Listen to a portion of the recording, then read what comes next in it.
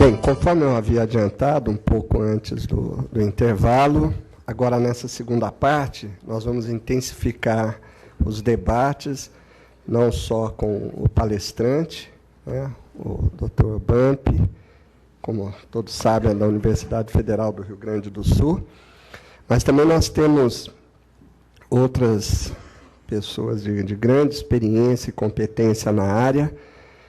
Então, aqui à minha esquerda, o doutor Antônio Pacheco, que atua tanto na academia como dentro da indústria, já há muitos anos na área de microeletrônica. O doutor Vitor Mamana, que conseguiu aí conciliar a sua agenda, que eu sei que é extremamente intensa, para estar aqui presente hoje, um dos principais nomes na área de displays do país, e a doutora Kelly Miranda, da Universidade, do Instituto de Economia da Universidade Federal do Rio de Janeiro, e doutora ela é do Instituto de Economia, mas ela é doutora em Política Científica e Tecnológica, aqui pela Unicamp. Então, nós temos aí competências reunidas para que possamos debater um tema que, como foi muito bem colocado pelo Sérgio Bump, é de grande complexidade e grande relevância para o país. Tá? E eu vou iniciar passando a palavra aqui para os três integrantes da mesa, além do Dr. Bump, se quiser. Para que possam, então, fazer aí algumas considerações iniciais. Tá? Começar, então, pelo Dr. Pacheco, isso.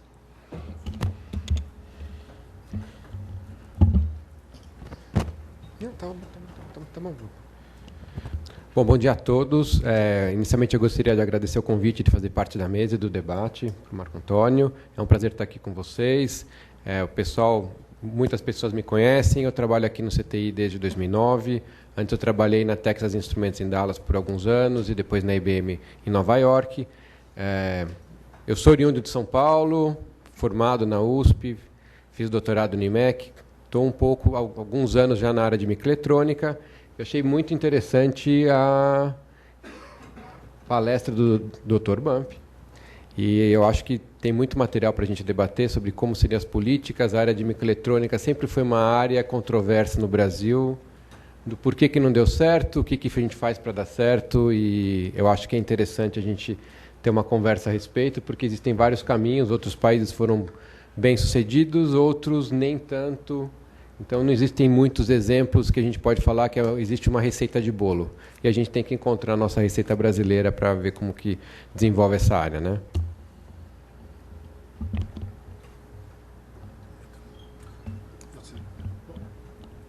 Eu acho que eu já fiz uma intervenção muito longa de manhã. Eu peço desculpas a vocês por ter tomado tanto tempo.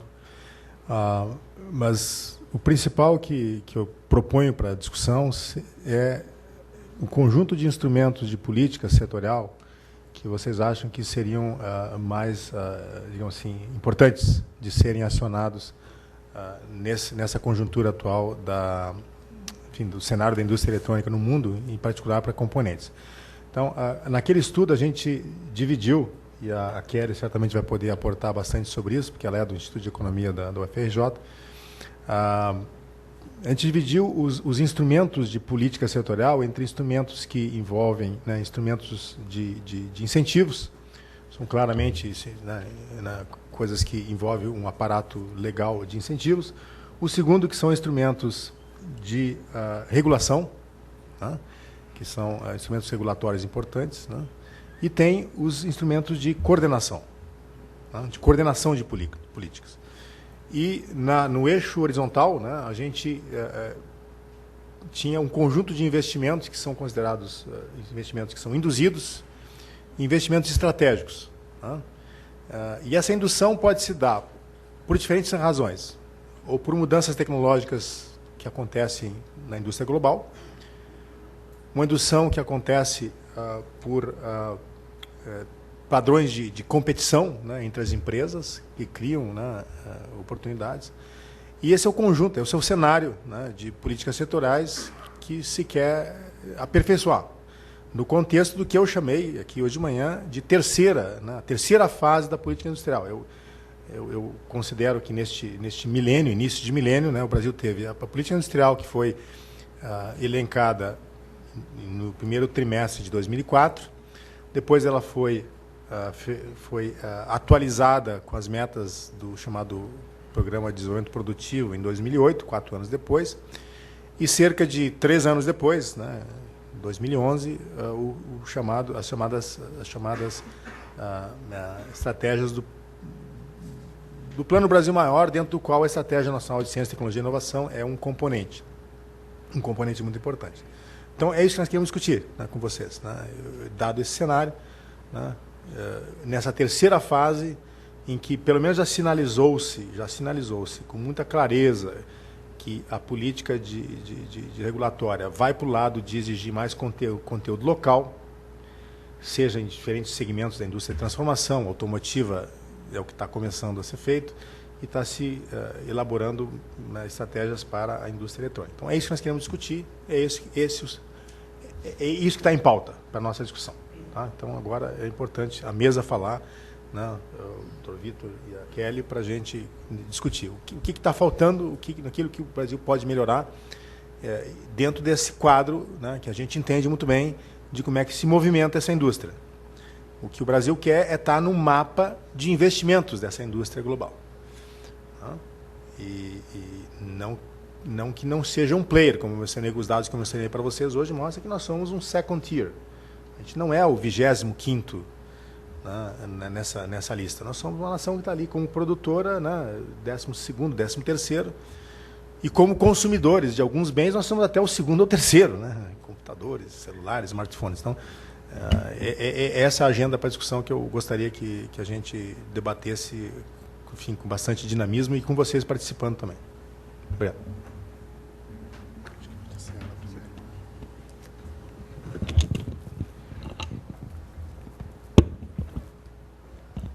Bom dia. Exemplo do Pacheco, conversar um pouquinho. Eu sou economista de formação e não tenho experiência na área de microeletrônica, mas eu vim do estudo da área de defesa. Eu trabalhei 10 anos na aeronáutica e a gente trabalhou muito fortemente vinculado ao ITA, aos projetos de desenvolvimento da indústria aeronáutica, que também é uma indústria intensiva em tecnologia, em conhecimento, em capital. Então, o grande desafio que o professor Bump colocou para a gente é porque esse segmento de indústrias, as intensivas em capital, elas são muito fracas aqui. Então, é uma fraqueza estrutural, digamos assim, do setor. E pensar a eletrônica e pensar políticas para adensamento da cadeia, como o professor disse, elas precisam de algumas especificidades para esse setor, mas elas estão dentro de uma política de pensar o fortalecimento desse setor intensivo em tecnologia como um todo. E quem está pensando isso, governo, academia, nós todos fazendo esses esforços, não necessariamente está entendendo a particularidade da indústria, né, que aí foi muito rico a presença do professor Bump no estudo, porque a engenharia, quer dizer, o que de diferente tem nessa cadeia que faz com que a gente precise pensar uma política diferenciada, esse tipo de diálogo é muito difícil de acontecer. Essa governança é um grande desafio. E eu anotei algumas coisas em relação ao seu estudo, que eu acompanhei lá da UFRJ e agora escutando, né, a sua colocação. Em termos de política industrial, né, e aqui eu vou deixar também só uma provocação, porque com certeza não vou ter resposta, as experiências, os casos de sucesso de outros setores que a gente traz, e são anteriores, elas normalmente eram baseadas em políticas de desenvolvimento setorial, onde existia um campeão nacional, digamos assim. Então, sempre houve o estímulo de existir uma empresa nacional, estatal ou não, mas que fosse forte e que tivesse condições de puxar a cadeia de fornecedores junto dela. Quer dizer, aí é mais fácil para o governo usar de certos mecanismos de política como as compras públicas. E foi isso que aconteceu. Por exemplo, você citou o caso da Embraer. A gente não pode pensar hoje o sucesso da Embraer enfim, do adensamento da aeronáutica, sem pensar o projeto das compras militares, do envolvimento da Embraer nos projetos de defesa, que foi incentivado, pago pelo governo. E é uma área de regulação. Então, quer dizer, como fica a gente para usar certos instrumentos de política hoje, quando a gente está, digamos assim, no passo meio, não é nenhum, que seria de ter empresas às quais a gente pudesse vincular fornecedores naquele setor que você indica, o Tier 2, né, instrumentação, eletromédicos, quer dizer, são setores que eles não têm demanda, não tem uma empresa que seja capaz de criar esse mercado, essa escala, essa continuidade, porque o incentivo pode ser feito, a política pode ser feita, mas se não der lucro e não tiver continuidade da venda, como é que a gente traz essas empresas? E como é que a gente vai inserir essas empresas numa cadeia global se elas não vão começar porque, enfim, elas não têm capital e não têm perspectivas de lucro para isso? Então, o passo zero é muito desafiador para constituir essa cadeia, e eu acho que talvez por isso a minha percepção é que o nicho, por exemplo, engenharia ou alguma coisa vinculada a uma atividade que a gente já tem desenvolvida no setor, que é o Tier 1 de montagem, talvez esse seja um nicho para começar essa capacitação. E a partir de um desenvolvimento de uma capacitação de fornecedores, de empresas, de micro, de adensamento, aí sim a gente possa pensar numa política maior de constituir os outros tiers. Enfim, só provocar, né, mais algumas questões. Antes de passar a palavra para o Dr. Vitor, eu acho que a exposição do professor Bump, a complementação que o Pacheco e a Kelly agora estão fazendo, né, nos leva a uma questão central, que é a questão da governança. Ela é chave para qualquer sucesso em termos de políticas públicas, de desenvolvimento setorial, né? Então, como um driver aí de discussão, eu gostaria, então, de colocar, em primeiro lugar, isso. Quais são os reais entraves para haver uma governança nesses setores no país? Então, essa como uma primeira questão, né? E estamos aqui numa unidade de pesquisas do Ministério da Ciência e Tecnologia. Então, dentro dos instrumentos, como foi proposto também pelo BAMP, instrumentos de política, de fomento, o papel da academia brasileira dentro do ecossistema nacional de microeletrônica. E qual é a real importância e qual deve ser o papel da academia brasileira, incluído as unidades de pesquisa.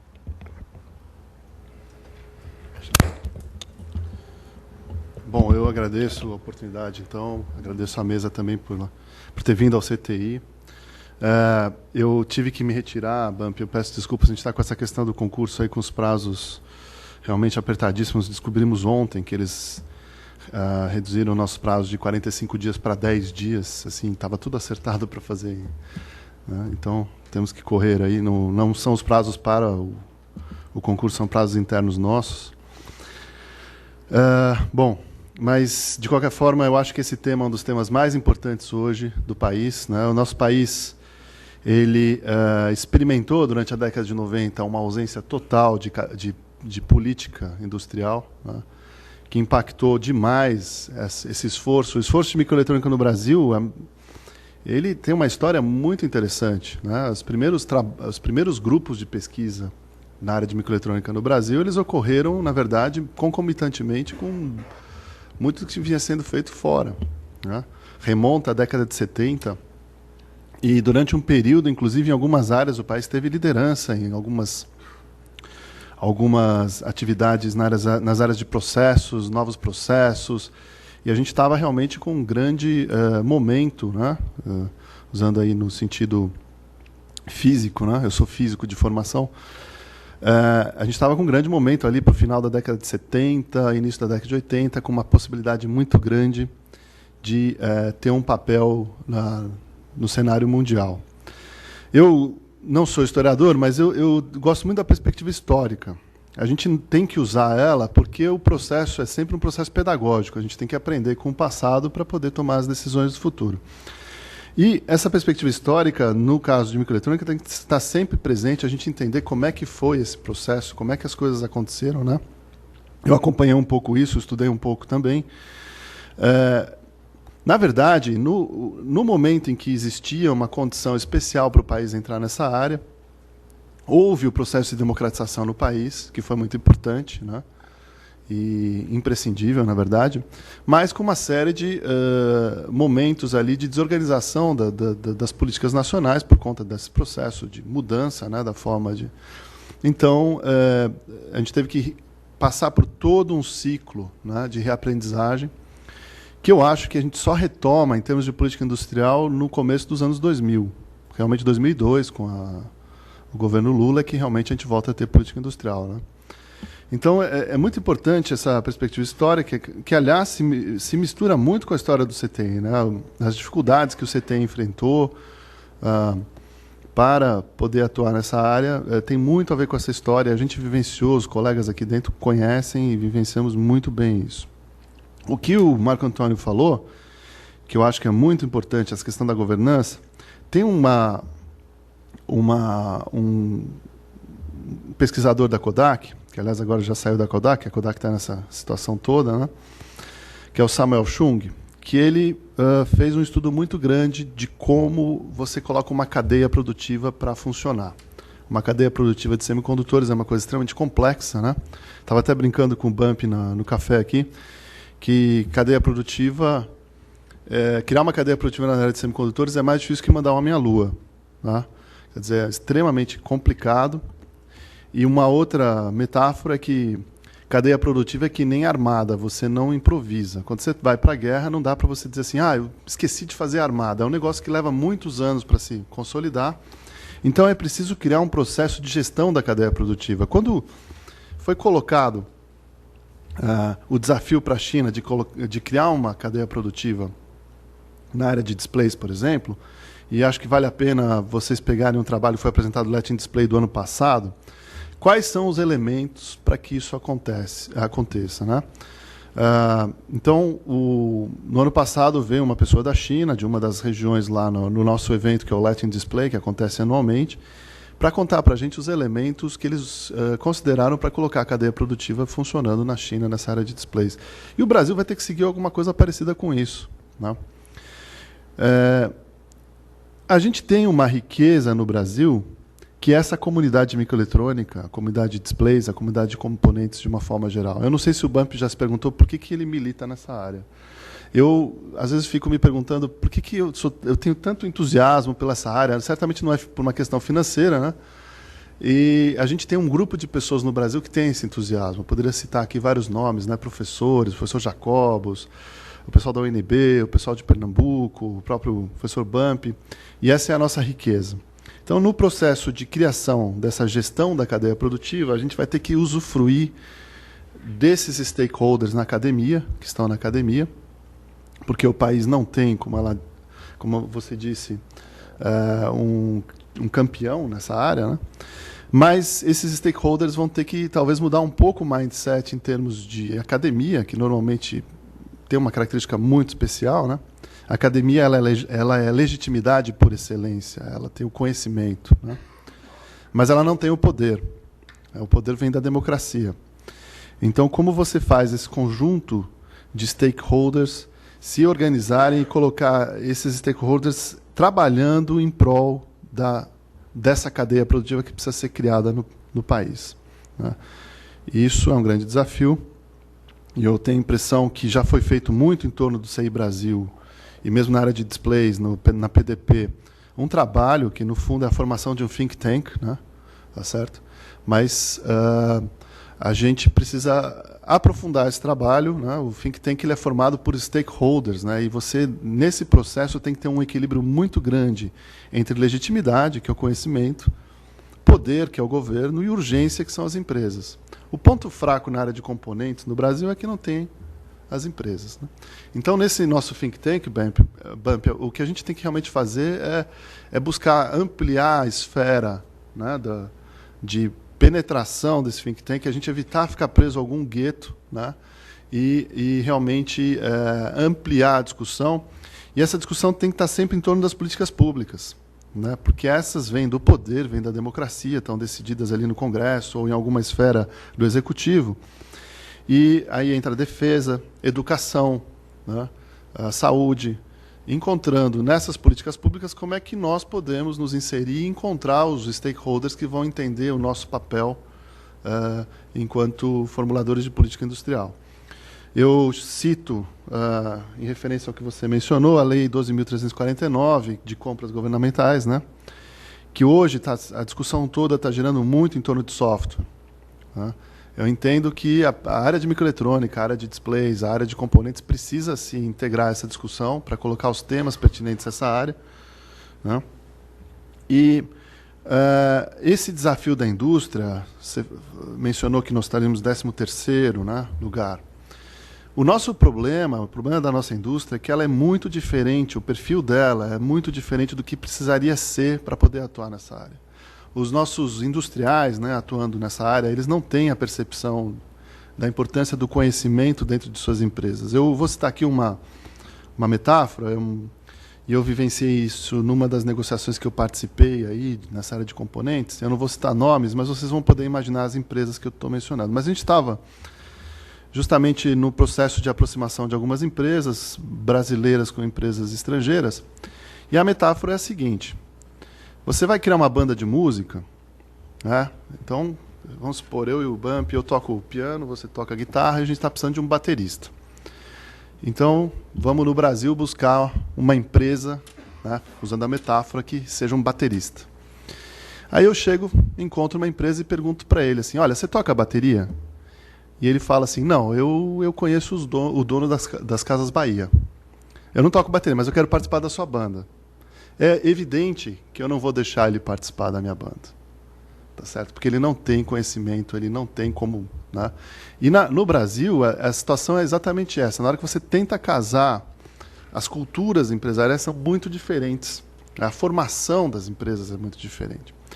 E eu acho que tem muito a ver também com esse ambiente macroeconômico que a gente tem, que as empresas no Brasil estão sempre vendendo o almoço para comprar a janta, né? A questão dos juros, aí eu deixo para economista mencionar isso, mas a formação cultural, a cultura presente nas empresas é totalmente diferente, né?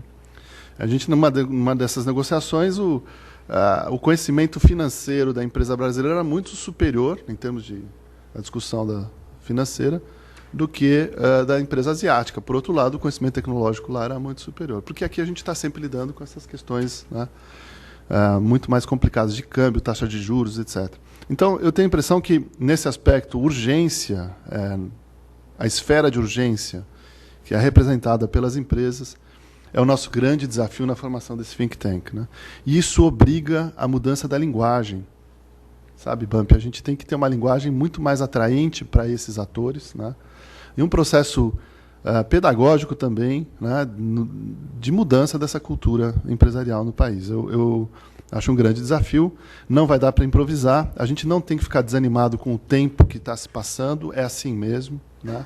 Eu entendo que temos 30 anos de investimento nessa área para trazer essa indústria para o país, mas não é para a gente ficar desanimado, na verdade é um processo histórico, né? Nós estamos no meio do processo, temos muitas conquistas, então a minha mensagem é uma mensagem otimista, mas também que para buscar todos esses elementos, gestão da cadeia produtiva, mudança da cultura das empresas, melhoria do marco regulatório, tudo que é necessário para que essa cadeia se instale no país, nós vamos precisar formar esse think tank e melhorar a qualidade desse think tank, né, de stakeholders que vão, então, produzir as mudanças nas diversas esferas em que elas são necessárias. Eu agradeço, então, e me coloco à disposição. Bom, então agora nós vamos abrir as perguntas. O Gabriel está aí com o microfone. Eu peço para que fale realmente no microfone, porque está sendo gravado o evento, poder ter um nível de áudio bom. Bom dia a todos. Eu sou da ABIMO, da Associação Brasileira da Indústria Médica Hospitalar. E eu tenho uma pergunta muito boa para o Dr. Bump.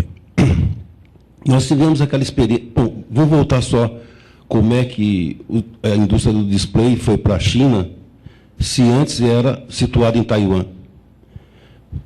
O Japão, o modelo dele de cópia dos americanos, e depois passando para Taiwan, e de Taiwan, a China abrindo para os taiwaneses, que eram considerados chineses, voltarem para a China, empresários, eu estou dizendo, e montarem a indústria chinesa, que era uma sucata. Tá? Eles começaram a aprender com tecnologias antigas. O Seitec pegou, você conhece melhor que eu, mas pegou a tecnologia lá de uma fábrica sucata lá fora, trouxe lá para o sul, e a ideia era formar toda uma comunidade de produção nacional em chips, em microeletrônica. Agora, para montar uma foundry tipo 3 daquela que estava ali, nós sabemos quanto custa, não é 2 ou 5 bilhões de dólares, mas está na faixa dos 20 a 30 hoje, que são as tecnologias, tecnologias de 30 nanômetros, coisas desse tipo aí. Muito bem. Só que uma foundry dessa supre praticamente o mundo todo hoje, de chips, com a disponibilidade de cores que nós sabemos, você compra aí a granel. O Brasil tinha uma política estratégica, basicamente, que a gente via definida, e talvez ali no futuro ter possibilidade de ter uma fábrica de ponta dessa. Hoje, a gente vê que a realidade tecnológica mundial, disponibilidade de chips, é diferente. Então, o Plano Brasil Maior teria que já começar, que é uma grande oportunidade para o Brasil de mudar ou redirecionar toda essa política. Não digo que no horizonte do Plano Brasil Maior, mas talvez para alguns anos para frente. A gente mirar uma fábrica de ponta realmente, de tecnologia, que o Brasil diz, olha, só eu que tenho isso e posso vender para o resto do mundo. A pergunta é, nós temos essa possibilidade, estamos trilhando isso, ou nunca teremos alguma coisa desse tipo?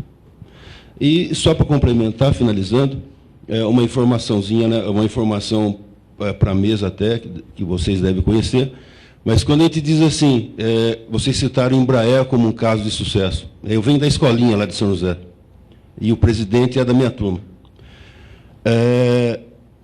Vocês vejam que quando fala assim, olha, eu exporto 1 e ganho 2, na realidade a Embraer exporta é imposto. Porque, na realidade, se ela fatura 10 bilhões hoje, num ano, por exemplo, 200 milhões fica no caixa, e o resto tudo some, desaparece na cadeia. E ela não tem condição hoje de desenvolver um fly-by-wire, que você precisa de uma eletrônica mais fina para fazer a coisa, e algumas parcerias estratégicas. Então, é esse contexto que nós temos que discutir para a microeletrônica. Como é que vamos chegar a ser diferenciados e fazer esses planos estratégicos funcionarem? Esse é o nosso desafio, e eu colocaria, Dr. Bump, se for possível, me dar algum horizonte. Obrigado. A sua pergunta tem diversos temas, tá? Com relação especificamente à fabricação de wafers, tá? O que desde a confecção do Programa Nacional de Microeletrônica em 2001, 2002, o que a gente colocou como rota é que nós deveríamos começar pelo design. Não só porque, como você vê nesse quadro aqui, os investimentos necessários para você entrar no negócio de design, né? Aqui são investimentos bem mais modestos, na faixa de menos de 10 milhões de dólares, enfim. Mas também porque essas empresas de design house, elas têm um efeito importante de habilitar a inovação nos seus clientes. Ou seja, ela permite, né, o projeto eletrônico ser mais sofisticado e avaliar diversas alternativas. Então, tanto que, como resultado dessa política, o Brasil tem hoje em torno de 18, 19 design houses, algumas pequenas, né, com 6, 7, 10 engenheiros, algumas que são entidades de terceiro setor vinculadas a uma universidade, né, como nós temos aqui em São Paulo, uma vinculada ao próprio CTI, que é um instituto do MCT, mas no total o Seitec tem cerca de 60, 70 designers, e a maior delas, a maior design house no Brasil, na verdade, é uma DH1, do tipo vinculada, aquela verticalizada que é vinculada a uma única empresa, no caso vinculado à Freescale, que foi, quando foi fundada era vinculada à Motorola. Então, a estratégia é começar por aí, pelo design, porque uma das coisas que eu tentei mostrar para os senhores é que essa cadeia de produção, que envolve a engenharia de produto, a engenharia dos componentes, ela se fragmentou e ela se sofisticou muito no início da cadeia, e ali tem oportunidades. Com relação à sua pergunta sobre as foundries, na verdade, esse documento aqui, ó, eu apresento essa tabela aqui, porque, na verdade, ela está num documento que eu escrevi em novembro de 2002. Os meus coautores desse trabalho eram o Paulo Tigre, que é seu colega, tá? O Márcio Vollers, que é um professor aqui da Unicamp, e um consultor da FINEP. Todos eles economistas, e eu sentei com eles e disse, é o seguinte, ó, na verdade, o tipo de empreendimento, eles dizem assim, não, mas Bump, uma foundry é um negócio de 2 bilhões de dólares e tal, o Brasil está fora do mapa de investimentos, como é que justifica? Claro que nós estamos fora dessa mapa de investimentos, mas se você olhar os países que começaram, inclusive eu estou citando Malásia, por exemplo, eles começaram com um empreendimento que fazia prototipagem em pequenas séries e fazia produção em baixo volume, a Mimos, na Malásia. O ITRI, na verdade, ele foi o precursor em Taiwan do investimento estatal em microeletrônica. Começou no Instituto Tecnológico de Research, Industrial Research, né? Que chama-se ITRI. Esses centros aqui, eles são investimentos na faixa de dezenas de milhões de dólares. Se você pergunta, o Brasil tem condições de ter uma foundry de nível 3, a chamada mega fábrica de chips, até o final dessa década, produzindo no estado da arte dessas mega fábricas e investindo nessas mega fábricas, né, em todo o capital fixo grande, vão ter no máximo 5 conglomerados industriais. 5. Não mais do que isso. Então, e eles estão produzindo basicamente aqueles produtos especializados, tipo memórias de alta densidade, memórias e microprocessadores, né? Produtos de massa. E eu fui o primeiro, isso eu posso dizer, fui o primeiro a dizer para algumas pessoas nesse documento que foi entregue ao MCT em 2002, dizendo o seguinte, ó, escuta, existe 1.100 fábricas no mundo. A maior parte delas estão aqui, ó.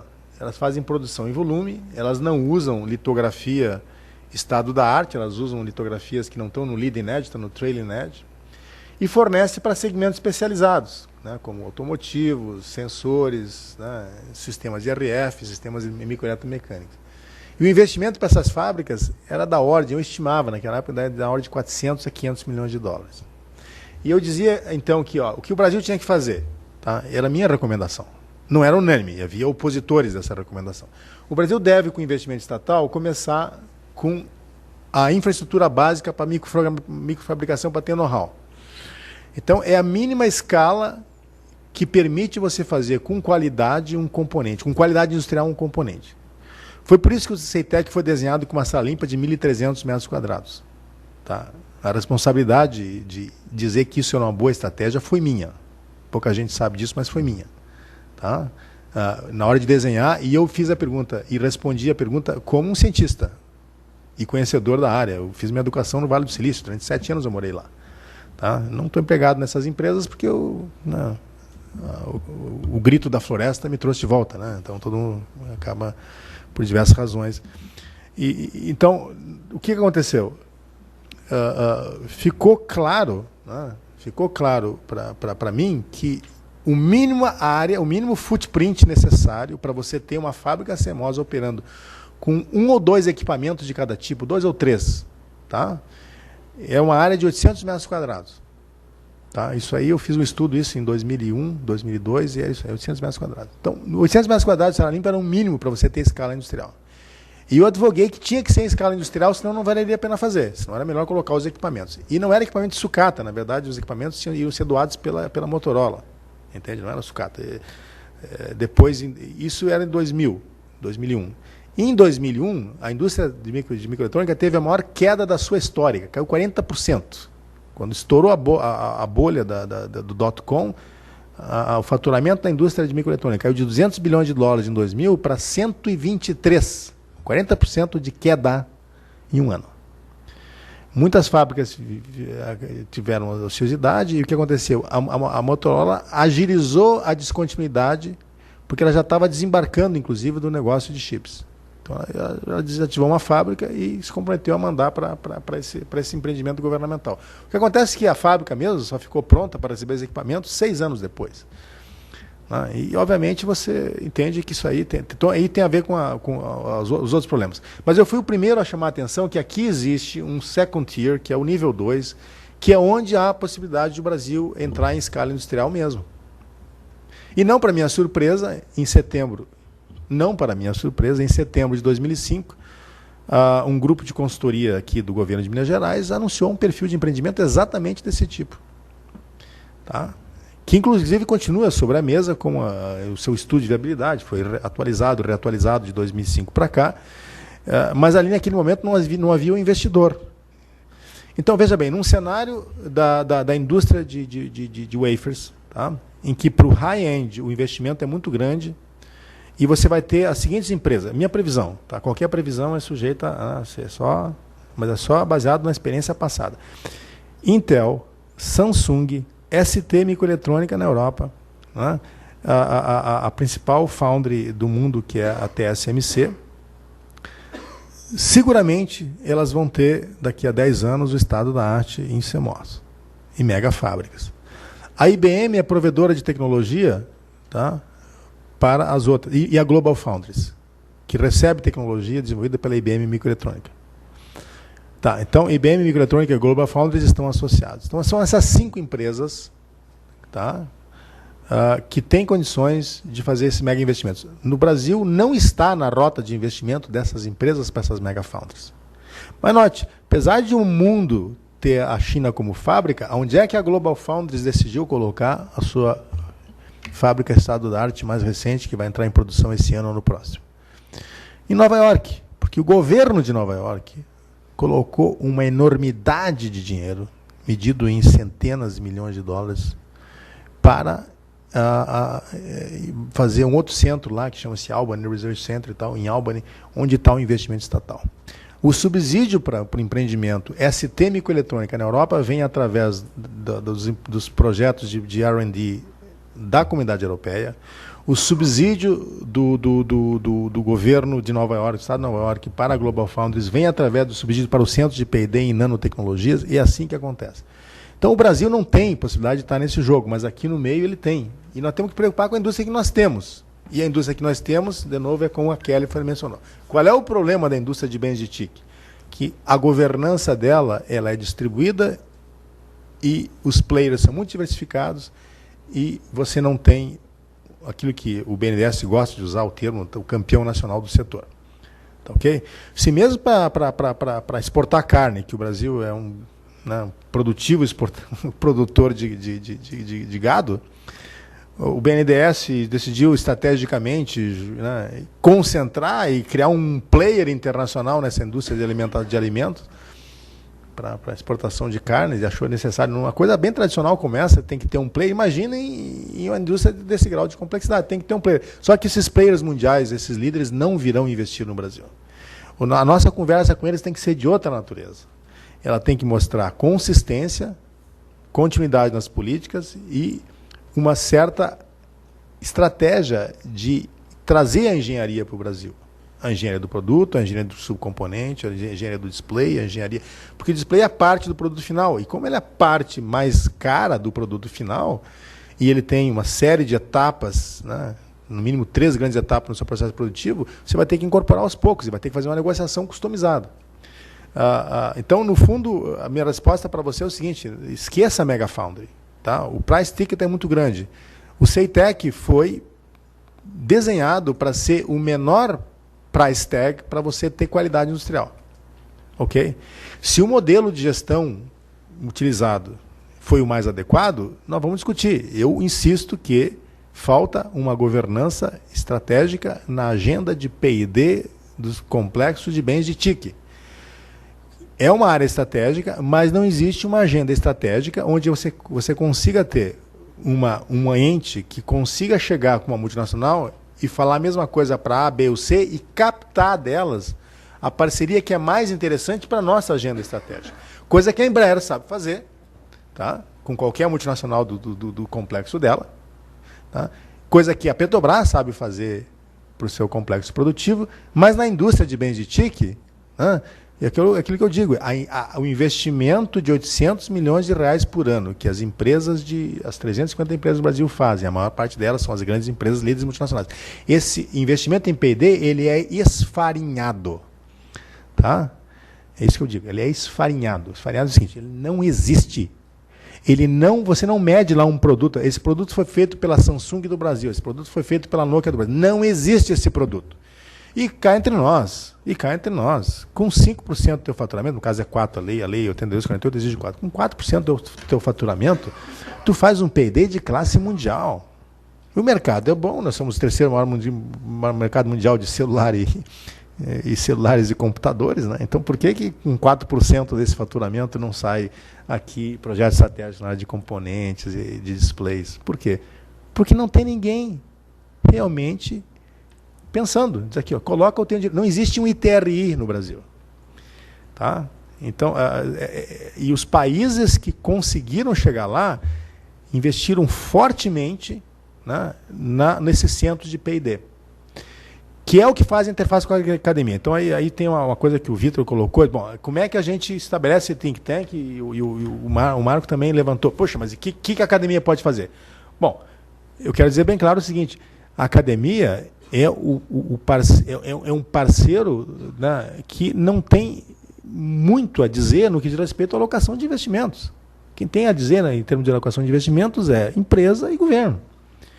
E, na verdade, o que fica muito claro é que está faltando uma criação, e aí a academia pode contribuir, e eu como pensador, como cidadão brasileiro, eu digo, não existe governança na agenda de P&D. Eu sou membro de um negócio chamado CAT, Comitê da Área de Tecnologia e Informação, que é o comitê que autoriza as instituições de P&D, assim, que chancela que essa instituição é de P&D, etc. Tal, né? E o IMCT é que opera os instrumentos. Eu estou lá representando a comunidade científica e eu tenho me esfalfado a dizer assim, vocês não têm. E lá tem 2 representantes do setor de empresa, são 10, né, membros, 6 são de governo, 4 são 2 empresariais, 2 da academia. E eu tenho dito, enquanto não mudar essa agenda, o governo não tiver condições de chegar assim, para uma multinacional, tudo bem, quanto é que é a tua verba de P&D? 80 milhões de reais por ano? 50 milhões de reais por ano? Coloca aqui, ó. Não é você que vai decidir fazer aquele softwarezinho para tropicalizar um produto. Se alguém trabalhou na NEC ou na Ericsson, etc., né? Vocês vão saber o que é isso. Né? O P&D deles era tropicalizar o produto. Então, pegar um produto lá, eu desenvolvi um software para customizar essa central para a telefônica do Peru, não sei o quê. Na verdade, ele é serviço a cliente que virou P&D. Quem analisa não sabe se é P&D, os caras fazem... E teve um empresário, inclusive eu não vou declinar o nome por ser uma pessoa amiga e que eu prezo muito. Tá? Ele é um empresário muito respeitado em São Paulo, muito escutado em muitos ciclos no Brasil, e ele disse assim para mim, Bump, P&D para mim é tudo aquilo que meu contador deixa que seja P&D. Ok? E aí tem uma realidade que a academia não entende. Tá? Eu entendo que é P&D, eu sei como é que é P&D, eu avalio projetos P&D todo dia. Tá? Eu já orientei 15 teses de doutorados e 35 de mestrados. Pessoal, então, na área de TICs o problema é complicado. Nós sabemos que, por exemplo, displays é estratégico, mas não temos um centro de pesquisa, entendeu? Que receba um aporte que seria necessário para que essa agenda de P&D avançasse. Eu preciso de equipamento, o Vitor sabe qual é, eu não sei, ele sabe. Preciso de equipamento, preciso de centro, preciso de uma sala limpa. Coloca aqui, mas pega o dinheiro da dona LG que coloca não sei aonde, ou essa aqui que não coloca não sei aonde. Diz assim, coloca aqui nesse centro. Eles não vão colocar, sabe por quê? Porque eles não mandam no centro. E uma multinacional, que eu também não vou declarar o nome, tá? Porque eu fiz um estudo para a BINE no ano passado. Nós entrevistamos 25 empresas, algumas demandantes de componentes e outras que produzem bens finais e outras que produzem componentes. Capital nacional, estrangeiro, tinha de todo tipo. Tinha empresa que tem fábrica no Brasil, empresa que tem fábrica no Brasil, empresa que produz componentes lá fora, monta bem final do Brasil. Tinha de todo tipo. Tá? O número 25 foi decisão da BINE. Tá? Sabe o que surgiu dessa discussão? Quando a gente discutiu a falta dessa governança em centros de P&D no Brasil, que fossem realmente aqueles que fizessem a aproximação entre a demanda da empresa, o know-how que vem, as pessoas que a universidade forma, e colocasse aqui uma agenda de desenvolvimento mesmo, ligado à agenda estratégica daquele setor, a gente propôs isso, um cara da multinacional levantou lá, não, mas do jeito que está aqui a lei de informática, está bom, nós estamos satisfeitos com esses 100 e poucos institutos que estão aí, eu consigo alocar em P&D, estou satisfeito. Eu digo, bom, aí eu entendi, anotamos todas, nós tínhamos obrigação de anotar todas as posições, nós chegamos para abrir e dizemos assim, no meu diagnóstico é o seguinte, esta empresa, tá, ela está muito satisfeita em esfarelar o P&D dela. Por quê? Porque ela sabe que o P&D estratégico dela não é feito aqui, ele está satisfeito. Então, e essa pessoa, inclusive, eu fui ver qual é o perfil dela, não, essa pessoa nem é engenheira, na verdade, é uma pessoa especializada em relações governamentais, é o lobista.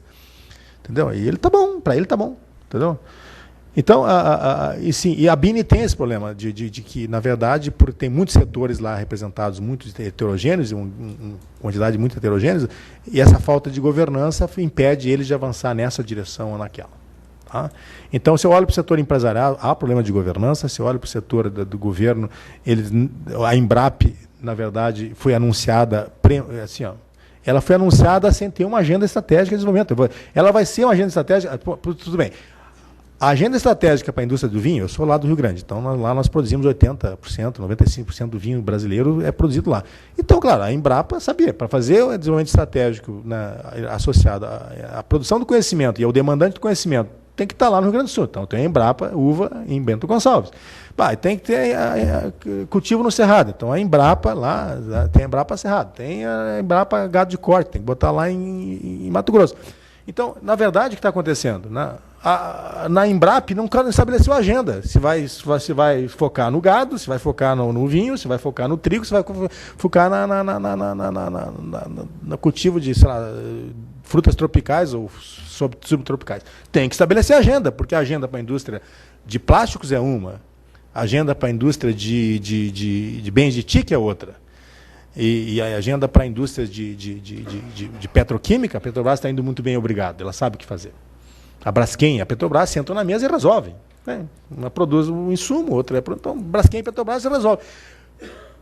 Uma Embrap sem uma agenda é o quê? É um conjunto de convênios.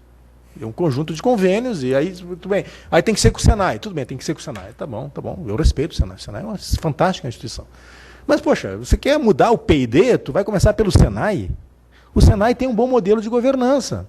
Tem um financiamento estável, faz um papel excelente na formação de recursos humanos, mas então começa a fazer, vamos fazer a Embrap. A Embrap tem que fazer convênio, não sei o quê, com a Senai, não sei aonde. Bom, eu acho isso aí um absurdo. Na verdade, tem que fazer um modelo um pouco mais racional. É isso que me move, entendeu? Como fazer esse think tank funcionar. Na verdade, as coisas que eu penso estão escritas, né? E quando eu falo, eu não uso meias palavras. Eu sou claro. Aliás, inclusive, tem pessoas que não gostam dessa clareza. Acho que eu sou claro demais. Mas é de fato. Mas eu educadamente, nessa assembleia com empresários, eu disse assim, estamos aqui para escutá-los. Mas eu disse claramente, o que pensa essa empresa multinacional é não fazer P&D no Brasil. Agora, tem essa outra aqui que está louca para investir em P&D no Brasil. Ela não tem fábrica, mas ela quer trazer um centro de engenharia disso ou daquilo. E aí você, tendo uma política continuada e uma agenda, nos falta uma Embrapa da área de TICs com uma agenda que seja consensada com o empresário. Não é a academia que vai fazer a agenda. Quem faz a agenda do desenvolvimento de produto é a empresa. Nós vamos formar gente competente, estamos formando gente competente. O programa CI Brasil já treinou 600 engenheiros em design aqui, no CTI, lá em Porto Alegre. O CTI emprestou as facilidades aqui. Nós emprestamos a mesma área física que nós emprestamos para o CEITEC para começar a fazer design de chip em 2005, no meu departamento. Entendeu? Nós cedemos lá 200 metros quadrados. Tem uma área pequena. O CEITEC acabou crescendo, em 2 anos já era insuficiente. A mesma área física nós emprestamos desde 2008 para o CI Brasil instruir. São os ex-alunos meus lá que estão dando as instruções para a turma aqui e de lá. É isso. Na verdade, mas são 600 engenheiros. Isso vai ter um efeito? Vai, porque esse investimento em recursos humanos não se perde. Esse pessoal, mesmo que não vá projetar o chip, eles vão trabalhar numa outra empresa, né, de telecom, de não sei o quê, e eles vão fazer engenharia melhor de produto final. Tem uma pergunta aqui. Bom, meu nome é Isaac, eu trabalho aqui no CTI. Já trabalhei há muito tempo na área relacionada à optoeletrônica, no INPE, no Synchrotron, aqui mesmo, né? E eu sou químico, né? Então minha pergunta é A microeletrônica é a base de tudo, mas a química é a mais base ainda, né? E quando eu trabalhei nesses lugares, o grande gargalo era isso, né? Desde quando você saber se um material é realmente igual ao eletrônico, você botar no seu processo, né? Então, quando se faz essa contabilidade toda de vamos fazer uma empresa de microeletrônica no Brasil, não contabilizando que você precisa de uma cadeia de suprimentos, que é caríssima, né? Eu fico pensando, porque o que vai acontecer é o seguinte: vamos fazer uma empresa microeletrônica, mas vamos ter que importar tudo. Até o material, todo o químico, que são materiais muito sensíveis, inclusive, né? Então, eu fico preocupado, eu não estou acompanhando muito de perto ainda, mas me parece que os químicos estão ficando meio fora disso, né? Talvez até por opção, ou por medo da área, né? Então, por mais produtos naturais, outras coisas do tipo, né? Mas me preocupa quando você faz a contabilidade toda, quando vai custar uma empresa microeletrônica no Brasil, sem levar exatamente em conta a cadeia de suprimentos. Aí eu faria uma pergunta para o Marco, para a professora, para ajudar na resposta. Hein? Obrigado. Você quer responder? Pacheco.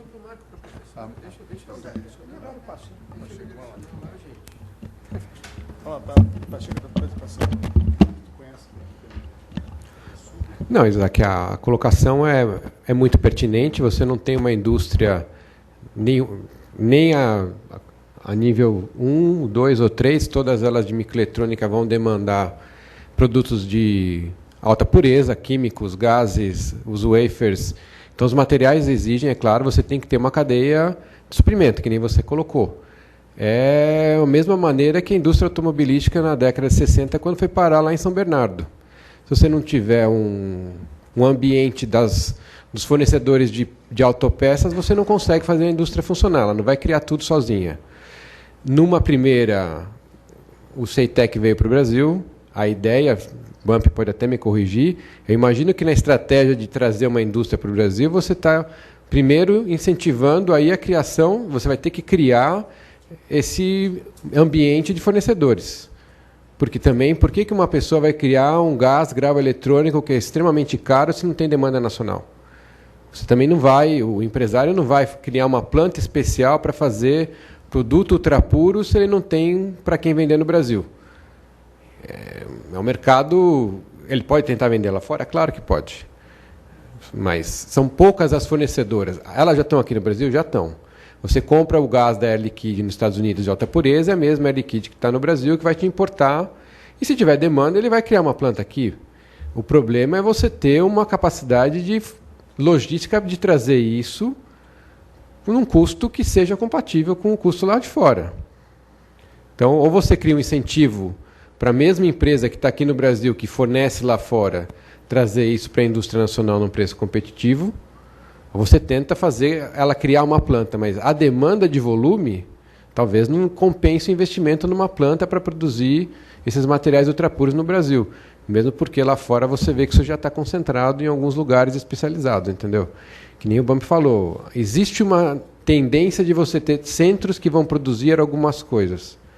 Porque o custo está ficando tão elevado para chegar nesses requerimentos que não compensa você ter isso pulverizado.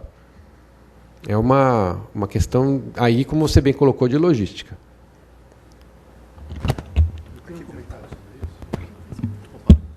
Eu vou citar o exemplo, Isaac, do trabalho que a gente fez na área de displays, né? Então, na área de displays tem exatamente esse tipo de problema, né? O ovo e a galinha. Você traz o que faz o insumo, mas ele não vai vender para quem, né? E, normalmente, a cadeia produtiva ela já tem suas alianças estabelecidas. Então, você vai tentar colocar um produtor aqui de algum insumo, ele não vai conseguir encontrar a aliança que ele precisa na cadeia produtiva que está localizada lá na Ásia, porque a interdependência é muito forte, né, entre o produtor de insumos e o que usa os insumos dele. Então, é muito difícil quebrar esse ciclo. É uma questão estratégica, né? Então, aqui no CT experimentou, no passado, tentar comprar cristal líquido, né, ou mesmo alguns insumos de empresas japonesas, e a resposta era: olha, eu não sei por que eu vou vender para você. Eu tenho que perguntar para o meu parceiro que consome esse produto se ele me deixa vender para você, né? Porque para ele é muito melhor estar. Então, é um desafio muito grande, e aí entra essa coisa que eu acho que o Marco mencionou: a gente tem que exercitar a gestão da cadeia produtiva. É uma atividade difícil fazer gestão de cadeia produtiva, né? No caso de displays, a gente escolheu o que é o natural, o óbvio, começar pelo back-end. Você vai trazendo a demanda pelos insumos desde o produto lá em cima, vai descendo nível por nível. A gente tem um diagrama bastante interessante sobre isso, até chegar no insumo lá embaixo, tendo a certeza de que muitos insumos nunca vão ser feitos no Brasil, né? E isso, até o Bump mencionou no café, a questão do marco regulatório, né? E a gente tem uma questão dos nossos NCMs extremamente complexa, que impacta também essa questão do insumo. Então, isso também tem que ser resolvido no país. Às vezes, você tem uma proteção para uma determinada resina que impede que você traga um fotoresiste com menos de 18% de imposto. Tá? E aí, você está comprando um fotoresiste com 18% de imposto, enquanto que o teu concorrente lá fora, que usa o mesmo fotoresiste, não está pagando isso. Então, é inviável competir, né? Então, as várias esferas de governo envolvidas, inclusive nessa questão das NCMs, têm que estar muito treinadas para lidar com isso, conhecer todos os insumos, os processos. É extremamente sofisticado. Então, esse processo de gestão da cadeia produtiva, o Brasil nunca exercitou isso com uma cadeia tão complexa como essa, né? As experiências anteriores, como foi dito, então, a Embraer basicamente agrega sistemas, né? A própria indústria automobilística também, né? A montadora, a indústria de componentes, ela é totalmente diferente, né? Então, isso a gente não tem essa competência. E aí entra, sim, viu, Bump? Eu acho que um papel da universidade e da academia, né? Da legitimidade, de uma forma geral, é que ela tem um papel na formação dos recursos humanos que vão conseguir fazer essa gestão de cadeia produtiva, mas isso não está presente nos nossos currículos, né? E eu visitei a NCTU em Taiwan, onde eu pude ver como é que é uma universidade voltada para atender cadeia produtiva. É totalmente diferente da nossa. A nossa é baseada no modelo francês, né? Até uma influência do americano, mais recentemente, que está furado, gente. Para esse tipo de competição que a gente está querendo se envolver, esse modelo está furado. O nosso grande problema nesse aspecto é a CAPES, né? A CAPES com as suas exigências, da forma como ela faz as exigências e as restrições que ela impõe à formação de recursos humanos que sejam voltados realmente para a atividade. Se você puder implementar o modelo da NCTU, que é a National Chiao Tung University aqui no Brasil, você vai ver que não vai passar nos critérios da CAPES para muitas coisas, né? Então, esse é um papel que a academia vai ter que mudar. Eu acho que a gente precisa sair desse modelo francês aí do final do século XIX. Eu nem sou muito especialista nesse assunto, mas início do século XX, e realmente olhar muito mais para o modelo asiático de formação de recursos humanos. Ele é totalmente diferente, tá certo? Eu acho que mesmo a gente vê na nossa academia muito essa coisa do... Eu tive uma experiência no LBL, né, em Berkeley. Sei que você esteve lá também, naquela região. Tem gente que foi para o Bell Labs. Não é mais um modelo para a gente, isso aí. Tá? Não é mais um modelo para a nossa academia. O que a gente assistiu, né, nos Estados Unidos na década de 60, 70, 80, o modelo é outro agora. A gente tem que estar mais antenado com o que está acontecendo na Ásia, né, na questão de formação de recursos humanos. E eu acredito que a gente tem que se libertar disso. Eu tive, durante toda a minha formação como físico, né, eu tive aquele modelo de Palo Alto, aquele modelo do Silicon Valley. Não é mais. Tá? Não está mais por aí. Eu acho que tem um artigo muito interessante no New York Times sobre como o iPhone adquiriu essa importância que ele tem hoje, né? Então, por que as pessoas querem comprar essa coisa aqui? Eu acho terrível, na verdade, tudo travado, etc. Mas, de qualquer forma, ele tem um apelo de aparência muito grande, né? E é por causa do vidro. Então, o New York Times mostra para a gente no artigo que, para poder fazer o Gorilla Glass na espessura que precisava, com a dureza que precisava para não riscar, né? E tem aquele episódio que como é que chama o dono da Apple que faleceu? Steve Jobs. Então, Steve Jobs deixou os Estados Unidos com no jobs, né? Porque todo o modelo dele foi passar a indústria, né? E lá nesse artigo do New York Times ele fala: o Steve Jobs tira o iPhone, a primeira versão do iPhone do bolso, está todo riscado. Eu não aceito isso. E a tecnologia para evitar esse risco estava na Ásia, não estava mais nos Estados Unidos. Tá? Isso, se vocês tiverem a oportunidade, busquem esse artigo lá. Tá? Ou seja, eu tenho a impressão que a gente está num novo ciclo de desenvolvimento também. A gente vai ter que rever as nossas concepções sobre essa cadeia produtiva, exercitar a gestão de cadeia produtiva. O que você perguntou, Isaac, é exatamente isso, né? E não é fácil porque precisa conhecer os processos, precisa conhecer as máquinas, né? Precisa conhecer os insumos, precisa conhecer a relação extremamente dinâmica dos atores da cadeia produtiva.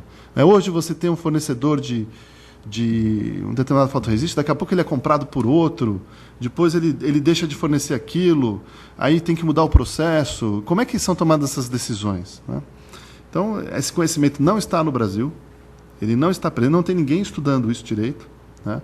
E eu, se fosse da academia, eu colocava isso como um tema. Se a gente quer colocar essa indústria no país, não vai ser estudando junção PN. Tá? Não vai ser... Me perdoem, mas tem outros temas aí de engenharia industrial muito mais importantes agora, né? E a gente vê todo esse esforço de financiamento, não é só a lei de informática que está pulverizada. As agências de fomento no país têm um investimento totalmente pulverizado, né? Porque falta o think tank. O think tank que, na verdade, tirou a cabeça da caixa e conseguiu enxergar agora que o modelo está na Ásia, né? Então, eu queria dizer isso para você, e a resposta não é simples. E, no caso de displays, então, a gente começou pela ponta e foi descendo pela cadeia. Tá? Num dado momento, a gente já conquistou algumas etapas intermediárias, e espero que, num dado momento, a gente chegue até o front-end em displays. Tá?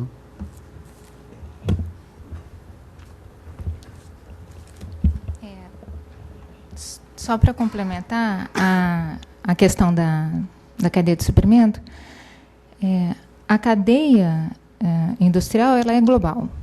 A gestão da cadeia é global. E quem coordena é uma empresa. O governo ele não tem uma experiência no mundo dessa área industrial em que o governo é quem está dando a direção para isso. É sempre uma empresa líder. E aí, como foi colocado aqui, nessa internacionalização dessa indústria, desses modelos de indústria, inclusive essas experiências que a gente está falando aqui de energia, de aeroespacial, quer dizer, a inserção começou diferente. A inserção no leste asiático, ela já teve uma outra função. Lá, quando as grandes empresas começaram a descentralizar, primeiro descentraliza a produção e depois estabelece parceria estratégica com o fabricante, que ele começa a assumir riscos, quer dizer, envolve capacidade do fabricante também assumir riscos de desenvolvimento. Isso na Ásia aconteceu, e aqui no Brasil, o nosso modelo de desenvolvimento industrial foi de importação de produto pronto, que é o que vocês estão falando, que é o que se reflete nos dados do BAMP. Quer dizer, a gente não importa, a gente não é parte na cadeia produtiva, a gente importa o componente e a gente faz o forte na engenharia. E aí vocês falam, de novo a gente não tem experiência em mudar essa gestão, e é um desafio, porque até agora as políticas industriais elas foram voltadas para um outro tipo de indústria, que é essa indústria de bens reparáveis, né? Que eu acho que é assim que o engenheiro fala, né? Quer dizer, tem um monte de componentes, mas tem um ciclo de vida que tenta ser estendido, que abre uma cadeia de fornecimento de autopeças, como foi citado aqui, para automobilística, para aeronáutica, um monte de componentes. Avião é motor e aviônico, que não deixa de ser eletrônico. Então, quer dizer, é um modelo onde, ainda que a empresa não dê sucesso, que seja uma importadora de imposto, o fato de ter a presença de inteligência de mercado muito forte, que eles têm desenvolvido, sabe se inserir numa cadeia internacional, quer dizer, não tem como hoje a gente começar a desenvolver uma indústria microeletrônica, eletrônica, pensando em a gente criar todas as etapas da cadeia de transformação. Não dá, a gente tem que pensar nos modelos de estabelecer parceria estratégica, mas para estabelecer parceria estratégica, tem que saber o que pedir, tem que entender no negócio, tem que saber negociar. E tem que ter poder de barganha.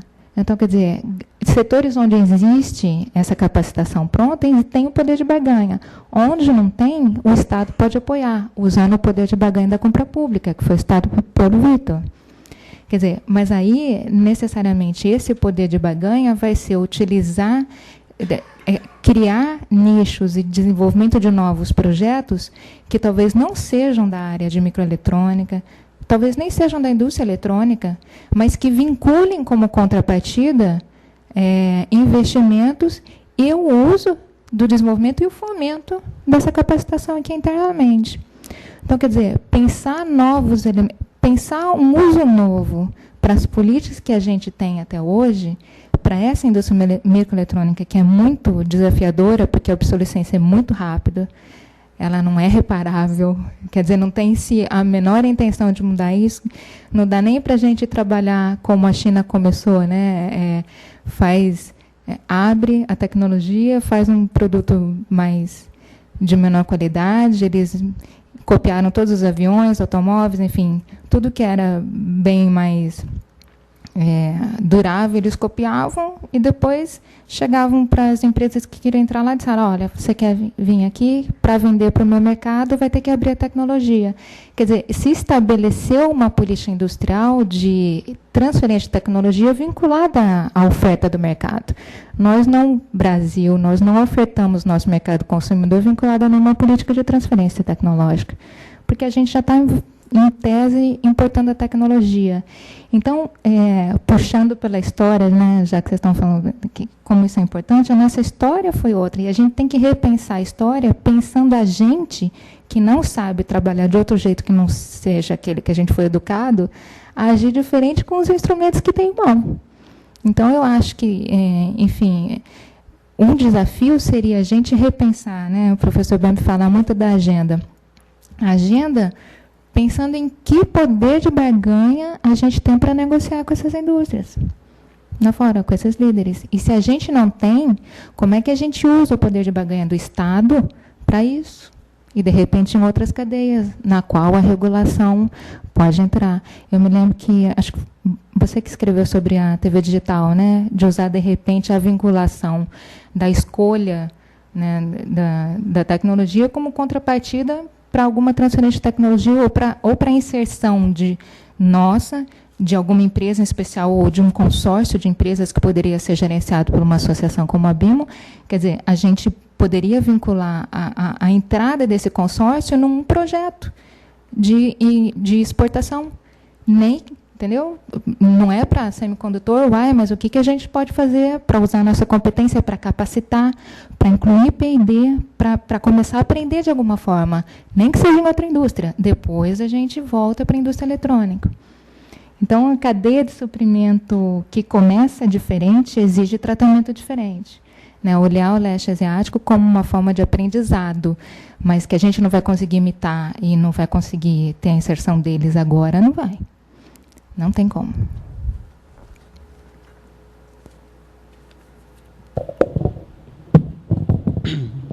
Bom dia.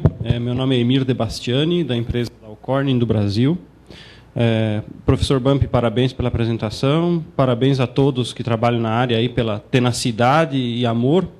A gente sabe que é um terreno meio árido aqui no Brasil, né?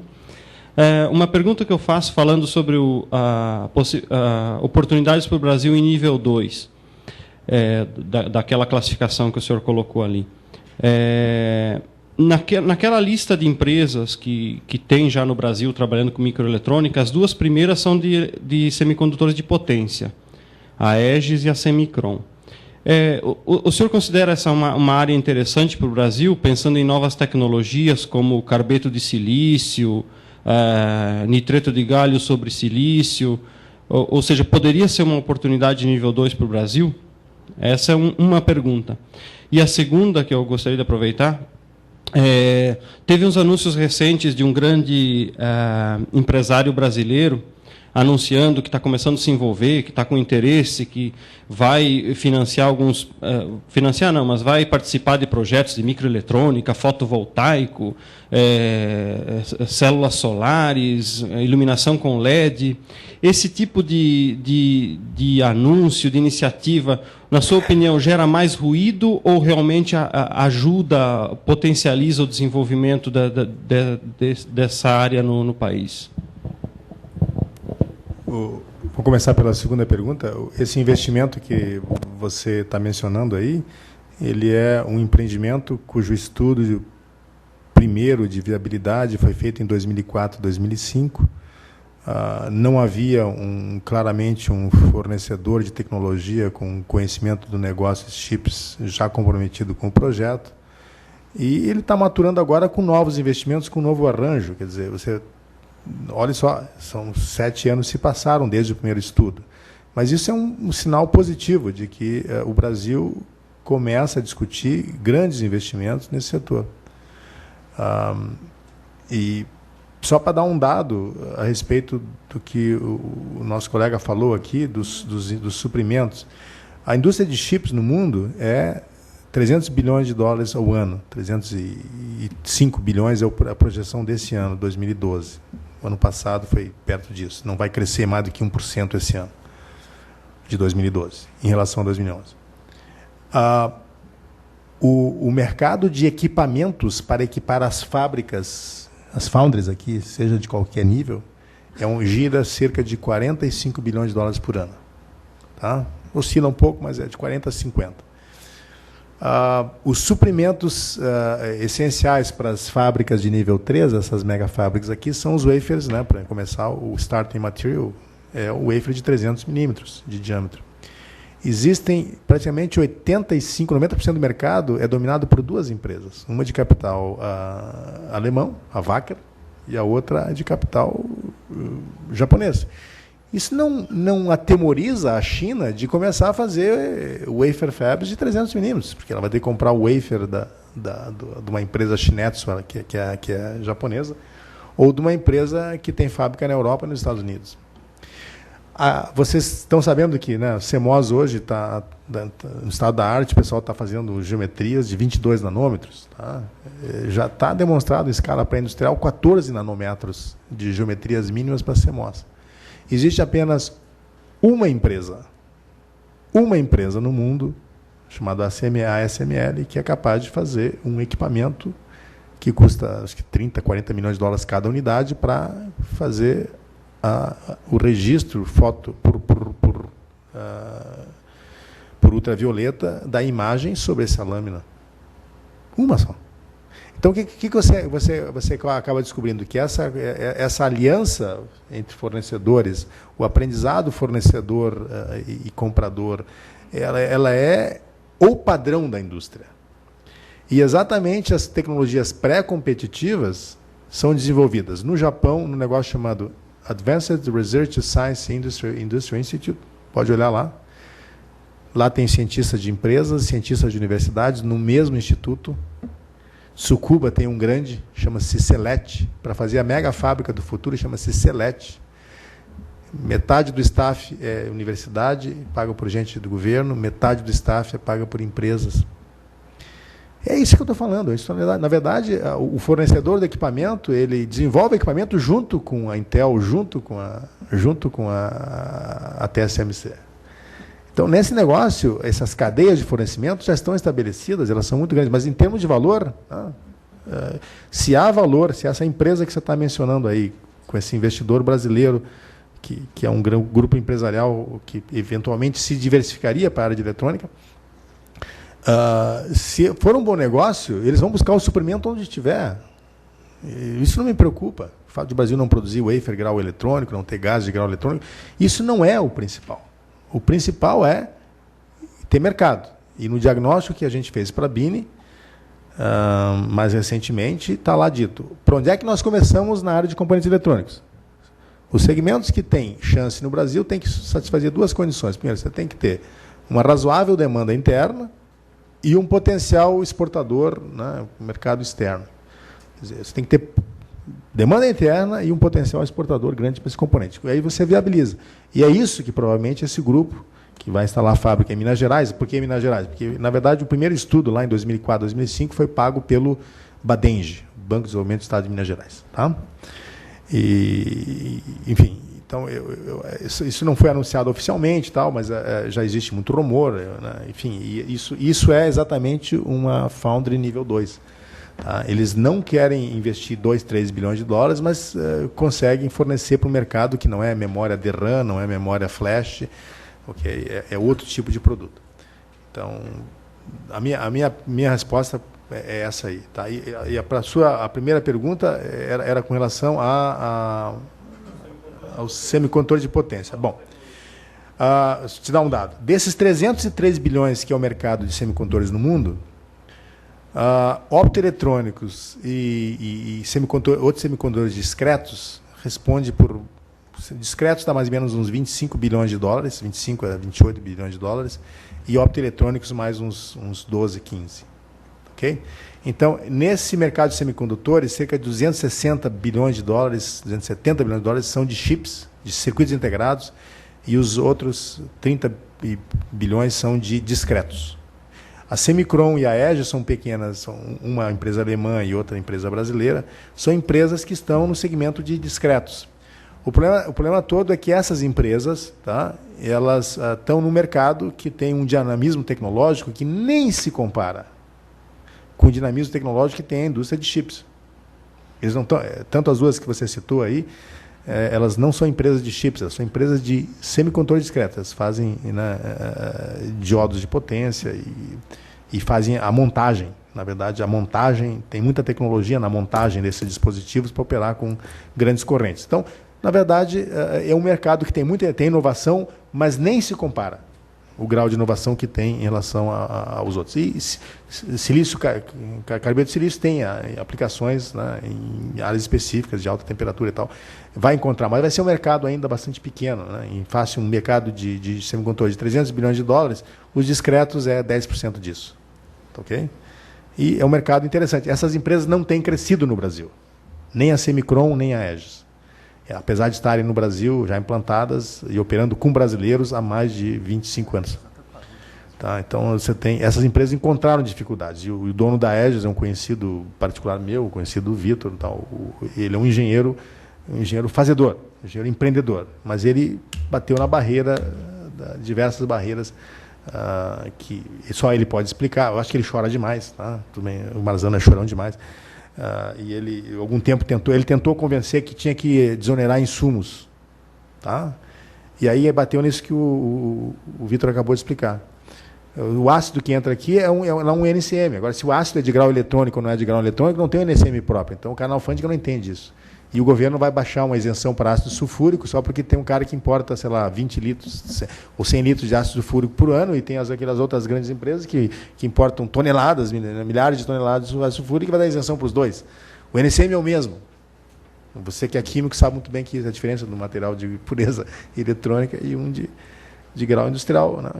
Fazer o quê? Tem um marco regulatório louco aí que impede. E essas empresas não estão crescendo. Inclusive, eu conheço pessoalmente quem preside, foi a primeira engenheira que eu contratei no CEITEC em março de 2005, abril de 2005 ela começou, ela está hoje trabalhando para a Semicron. Trabalhou com circuito integrado, agora está nessa área. Ela entende o problema e ela está fazendo um esforço enorme para tentar trazer mais investimento em modernização e P&D da empresa alemã para cá. Entende? E a empresa alemã fica chorando que aqui o imposto é caro, que não sei o quê, que o marco regulatório, tudo aquilo que nós temos falado. O marco regulatório nosso é louco. É louco. É maluco. Ele emprega advogado, ele foi feito por um congresso que não entende nada. O governo decidiu que a CEITEC ia ser uma empresa quando a obra já estava 50% começada. A construção da fábrica estava 50% e o governo decidiu que não seria mais operado pela Associação Civil CEITEC. Demorou 6 meses para o projeto de lei para o Congresso e mais 1 ano e meio para o projeto aprovar. E mais 3 meses para sair o decreto que autorizava a criar a empresa, porque a lei só autoriza o governo a criar uma empresa estatal, depois tem que fazer um decreto que cria a empresa, e depois a diretoria foi só entronizada em março de 2009. Já fazia um ano que a fábrica estava pronta, você conhece muito bem, porque você esteve lá fiscalizando a entrega daquela fábrica. Vamos ser francos, uma fábrica que se você faz em 18 meses, no máximo 24 meses, né? O padrão internacional é fazê-la em 18 meses. Né? Só a gestão dela, para decidir a gestão, o Brasil demorou 5 anos. Eu vou dizer, o Vitor sabe, né? Qualquer gestor de política, ciência e tecnologia sabe, eu defendi desde o início, fui o mentor intelectual, o CEITEC devia operar como uma associação civil, com estatuto de organização social, com verba federal aportada a uma organização social. No conselho diretor desse negócio tinha que ter 40% de empresários. Tá? Eu sempre defendi isso. Mas, enfim, em certo momento o governo disse, não, o empreendimento é federal e vai ser uma empresa estatal. Sabe quantos membros empresários tem no Conselho de Administração do CETEC? Nenhum. São todos membros do governo. São 7 membros. Um indicado pelo Ministério do Planejamento, um indicado pelo Ministério das Comunicações, um indicado pelo Ministério de Ciência e Tecnologia, um indicado pelo Ministério da Ciência, e assim vai. Um indicado pelo BNDES. É isso. Tem 7 pessoas de governo no Conselho de Administração do CETEC. Em qualquer empresa, o meu ex-orientador de doutorado, que é um professor da Stanford, ele é membro do Board of Directors da Intel. Tá? Ele me orientou lá nos anos de 80. Tá? O nome dele é James Plummer. Faz 6 anos ou 7 ele entrou no Board of Directors da Intel. Ele é um acadêmico.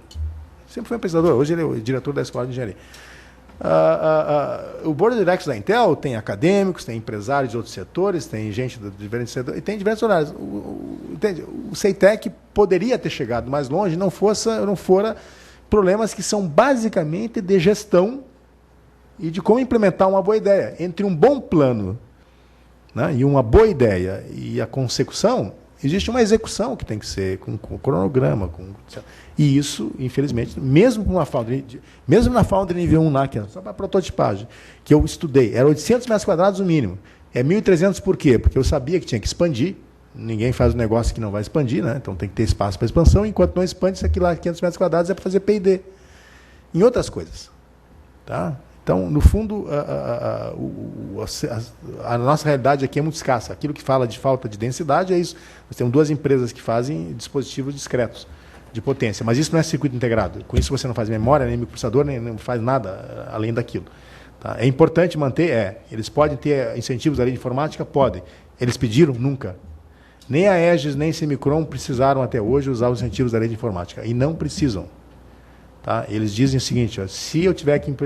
Uma empresa diz para mim, se eu tiver que investir 5% do meu em P&D e dizer isso para o governo, vai só me incomodar. Então, eles preferem não se habilitar aos incentivos da lei de informática.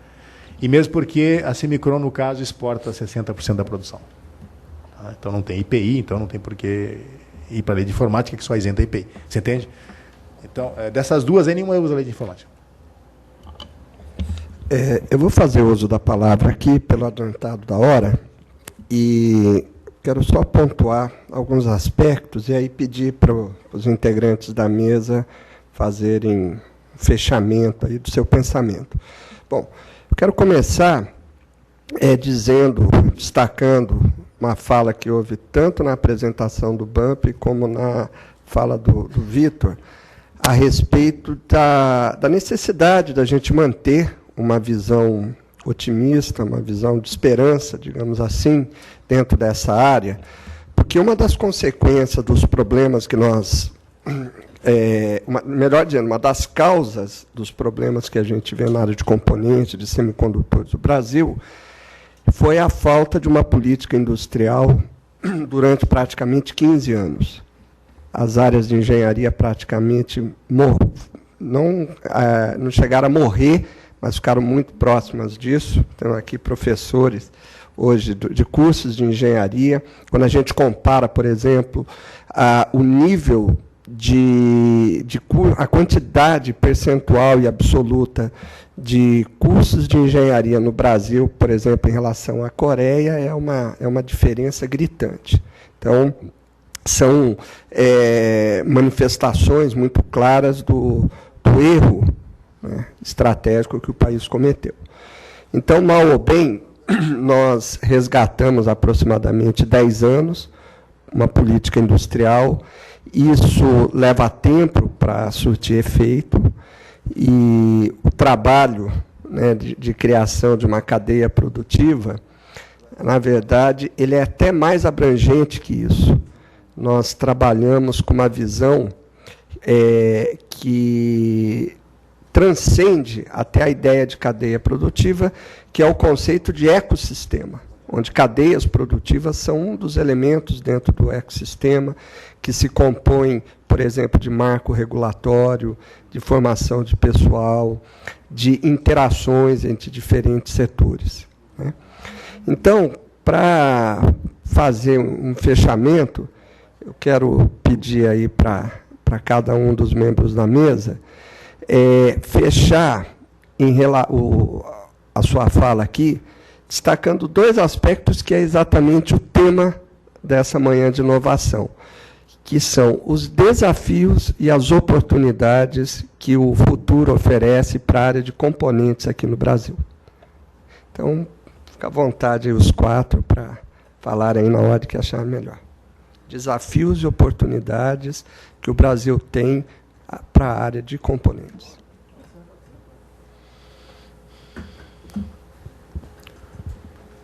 Bom, eu vou ter que dizer que eu sou um inveterado otimista.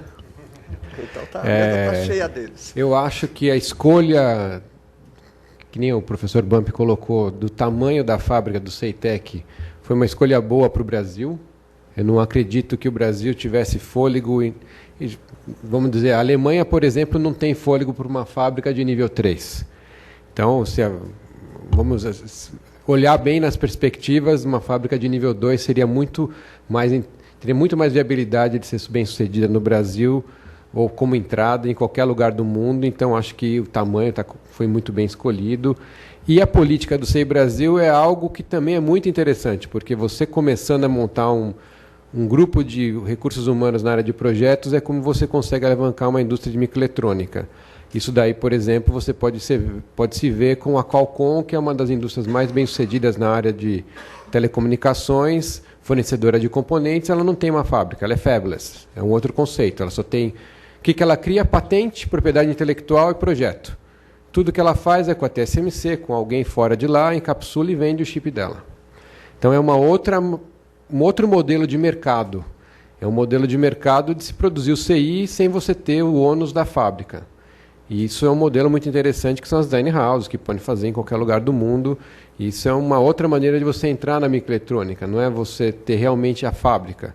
Você pode ter a fábrica, mas aí você pode também só fabricar sem ter nenhuma propriedade intelectual do que está sendo fabricado, a não ser no seu processo. É uma outra maneira de se fazer isso. E a gente começa a olhar no mundo, né? Por exemplo, na Irlanda havia uma fábrica da Intel que foi fechada. A gente começa a pensar, na Inglaterra não tem nenhuma indústria de microeletrônica grande, a não ser você pensar na ARM. A ARM, o que ela vende? Propriedade intelectual para projeto. Você começa a olhar o que está acontecendo. Isso é uma indústria muito dinâmica no mundo e ela se move aonde as oportunidades vão aparecendo. O que o Vitor falou, a mudança da área de display para a China aconteceu recentemente. Antes, isso era a Coreia, Japão, é uma indústria extremamente mutável. Nos Estados Unidos houve um esvaziamento. Existe uma discussão de que a indústria de alta tecnologia está saindo dos Estados Unidos, está virando um país de serviços, os Estados Unidos. O que eles vendem? Patente, propriedade intelectual, mas não se faz mais nada lá, tudo é feito fora. Então, a gente tem que olhar essas dinâmicas de mercado que o que foi feito, o panorama de 20 anos atrás não é o de hoje, não vai ser daqui a de 10 anos. E eu acho que entrar nesse mercado é algo interessante, é um mercado de alta tecnologia, tem um retorno de investimento muito grande. Existe uma demanda aí que a gente poderia capitalizar com o mercado brasileiro que às vezes a gente não faz. Como o Bambi colocou, o Vitor, as políticas de governo, a gente tem uma obrigação de atuar nessas políticas, tentar afetar as políticas, mesmo porque a gente tem um conhecimento que às vezes as pessoas lá, porque a questão de formação não tem. Então, foi o trabalho que o Bump fez, o Vitor fez na área de displays e traz resultado. Então, eu acho que isso é algo que a gente vai ter uma progressão no Brasil, já tem uma evolução e vai continuar evoluindo nessa área de componentes em geral, né? Então, obrigado pela atenção de todos. Eu sei que a Valquíria está preocupada, vocês estão preocupados com a hora do almoço, então, bem objetivamente, tá? Oportunidades, respondendo a pergunta do Marcos Silveira. Oportunidades em design, em propriedade intelectual. Então, temos que investir em design e engenharia de produto final e componente. Segundo, na área fabril, para componentes eletrônicos, o Brasil está recebendo investimentos na área de back-end, que é o terceiro item aqui. Tá? Então, aqueles empreendimentos são empreendimentos que necessitam começar com 20 milhões de dólares, 15 milhões de dólares de investimento. Então, já existe aqui em São Paulo, existe uma empresa coreana com joint venture lá em Porto Alegre, com uma empresa local. esse investimento, no estudo que eu escrevi em 2009, eu disse, nos próximos 3 anos vai haver investimentos de manutenção, basicamente a lei de informática, investimento em P&D, que a lei requer, mas em back-end. Tá? Na questão de outros componentes, eu acho que o Brasil tem outras oportunidades, especialmente em displays. Né? Ele pode incorporar aqui pedaços importantes de agregação de valor da cadeia de mostradores, e isso o Dr. Vitor pode falar com mais propriedade. Eu acho que é uma oportunidade muito grande, e elas estão vinculadas ao quê? A capacitação e engenharia. Então, capacitação e engenharia não se perde. A fábrica, como se disse, se pode relocar. O nosso principal desafio, como sociedade, é ter consistência e continuidade em políticas setoriais e macroeconômicas. Tá? As políticas que realmente importam, que são macros, e as políticas setoriais para a área de TIC e componentes, elas têm que ter consistência e continuidade e reavaliação permanente. O cenário muda, as oportunidades surgem, e não é verdade que o Brasil, né, perdeu o bonde de alguma coisa, não é isso. Eu lembro mais, esse aqui é um sistema de transporte, está sempre fluido, tem sempre um trem chegando, entendeu? Não é um bonde que vem uma vez e nunca mais passa, é um sistema de transporte, ele está sempre em movimento. Né? Tem hora de pico, tem hora de pouco movimento. O fato é que a nossa oportunidade é design, na área de packaging, tem muita coisa a fazer, a packaging está se sofisticando, o Brasil é um mercado importante, podemos ser uma plataforma de exportação a partir daí. Tá? E na área de wafer, eu acho que eu tive esse estalo em 2001. O tamanho do CEITEC tem que ser o suficiente para ter qualidade industrial. E o que vem depois? Vem uma fábrica de nível 2, porque estado da arte não vai vir. Tá? Essa é a minha ideia. E o que tem que fazer o político lá em Brasília pensar é o seguinte: quando fala em fábrica de chip, não está falando em fábrica de 2 bilhões de dólares. Está falando em outros tipos de investimento, no engenheiro que faz o projeto. Então, no meu entender, a nossa aposta está nesses segmentos. As nossas oportunidades, viu, Marco, eu acho que estão aí. E tem que ter consistência, continuidade e permanente reavaliação. Hoje, inclusive, há um GT de semicondutores reunidos lá com os empresários na BINE para tentar pensar esses problemas com vocês. Tá? Os mesmos problemas que nós estamos tratando aqui, tem um grupo de trabalho da BINE, conversando com gente de governo para ver o que dá para fazer para melhorar. A lista é longa, tá? Não sei se eles conseguem, mas o pessoal está com vontade de fazer e vai ter que fazer. Obrigado. Uma boa tarde para você. Bom, é melhor eu falar antes do Vitor, porque talvez eu não seja tão otimista, e eu quero que você acabe bem otimista para a área. Eu acho assim que o grande desafio é, porque se a gente pensar sistemicamente, desenvolver política industrial e política de fomento, e desenvolver especificamente uma indústria, está concorrendo com outras políticas econômicas.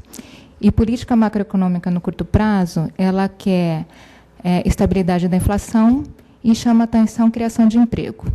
Então, inflação e desemprego são os dois indicadores que a gente olha para controlar juros, investimento direto externo, políticas de atração de capital e etc. E, nesse ponto, a eletrônica não é nem tão intensiva em trabalho, né, em emprego, e também não é tão fácil. Quer dizer, o tempo de maturação, o desenvolvimento, ele é longo, ele exige políticas de longo prazo. Então, tem uma concorrência na cabeça dos economistas e dos políticos de convencimento mesmo. Quer dizer, eu acho que é da grande desafio desse discurso, saber estrategicamente isso, por que isso é prioritário. Quer dizer, como é que a gente vai discutir isso numa mesa na hora da negociação. Esse é o meu lado um pouco pessimista, né? Porque eu acho que a gente tem que trabalhar mais intensivamente nisso, mas o lado otimista é que a melhor política de capacitação, a mais fácil, é a de aprender fazendo. E, então, criar esses fóruns, esses espaços para discutir, para sentar academia, governo e empresa, eu acho que é o passo de a gente começar a refletir junto essas questões. Porque a gente tem que construir a pergunta e a resposta junto, aqui de baixo, tem que ser bottom-up, porque senão não vai dar resultado. Eu nem sei, a gente tem aqui indústria, tem representantes de indústria aqui? Pode, por favor, levantar a mão para eu saber? Tinha da Corning. Tinha 2 representantes. Tem academia aqui? Representantes da academia, de universidades. E do governo, da área... de pesquisa e da área de administração. Tem alguma coisa errada aqui, gente, porque a soma não está dando. Tem gente aí... Tem gente tímida, escondidinho, ou que é um pouquinho de tudo. Mas, enfim, eu acho que explorar esses fóruns, isso que constrói a agenda. É a gente conversar sobre isso. Embora trombando nas ideias, enfim, uma hora a gente chega num consenso, e se não chegar, tentou. Então, acho que esse é assim, uma construção que é um sucesso. Enfim, a gente criar esse tipo de esforço. Mas um grande desafio agora geral para todo mundo quando a gente fala de desenvolvimento econômico, que vocês tanto falam do leste asiático, eu fico angustiada, é a logística. Então, quando forem discutir sobre microeletrônica ou eletrônica ou outra indústria, com qualquer fórum, coloca na agenda de vocês também questão logística, porque a gente tem que entrar nesse mapa de uma maneira mais fácil, porque senão a gente vai ficar sempre mais caro e dinheiro conta na hora da decisão. É a verdade pura, tá bom? Obrigada, mas eu estou aqui porque eu estou louca para trabalhar na construção disso tudo com vocês. Obrigada. Eu queria dizer, acho que a intervenção da Kelly é muito importante. A nossa think tank, né? Eu não sei, o que é think tank? As pessoas se perguntando.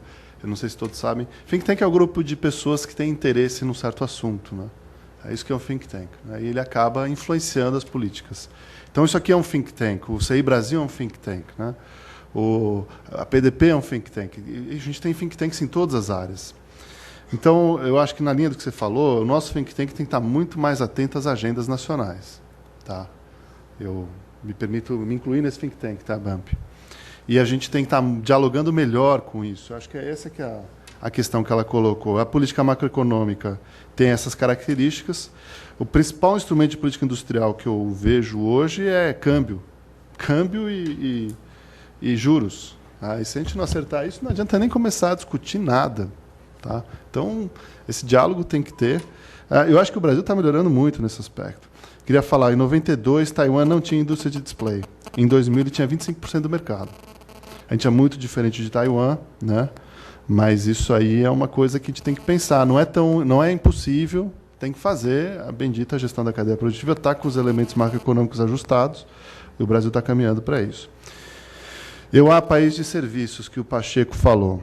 Eu concordo que eles estão caminhando nessa direção, não sei se é bom para eles. Eu vi nesse mesmo artigo do New York Times que eu mencionei para vocês, pela primeira vez, num artigo do New York Times, eles falando em substituição de importação nos Estados Unidos. Tá?